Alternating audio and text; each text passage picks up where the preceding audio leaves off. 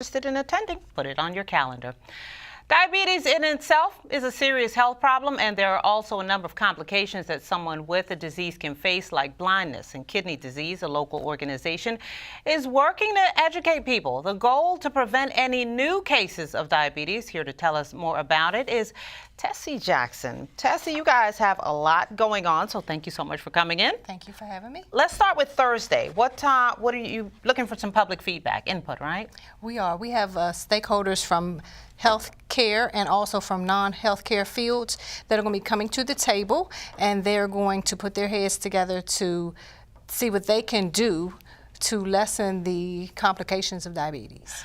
What kind of feedback are you looking for, and who are you hoping will participate in this sort of brainstorm session that you're having? We want the whole county. So we want anywhere from car dealers to educators to healthcare providers, clinics. We want everyone, every brain in the game.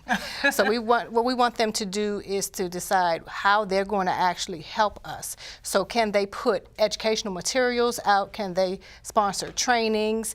Can they themselves do stories that they have from themselves as diabetics or pre-diabetics or their family members? So we want everyone on board to educate the county. Right, you want it out there in every form possible. Yes, now listen to this, and I know you know this statistic because you sent us this information. It's startling to me.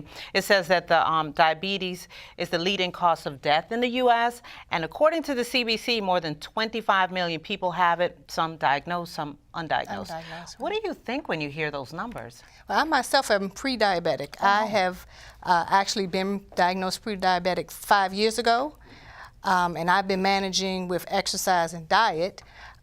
So far, I have not had to go the medical route as far as taking medication.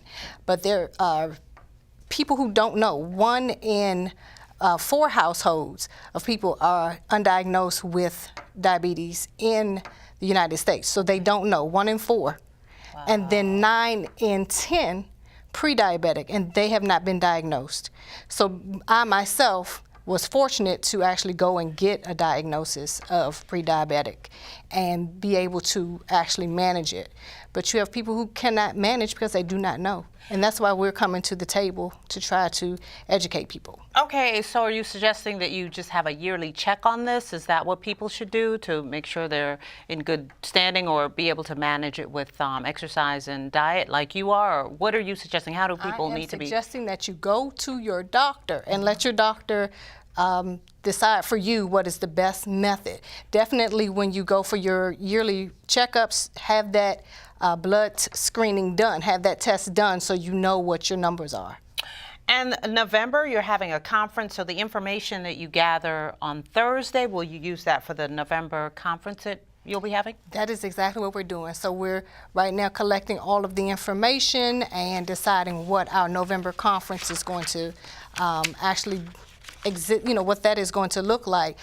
Right now we're going to have guest speakers and we're going to have breakout sessions. Okay. Okay. Well, great. Thank you. We'll have people put all of that information on the calendar. Now, first off, the meeting is Thursday from 10 to noon at Healthcare Dynamics International, which is located at 4390 Parliament Place in Lanham. And put this on your calendar because I'm sure we'll have more information on this as we get closer. November 15th is actually the diabetes conference that's being held. So hope you can check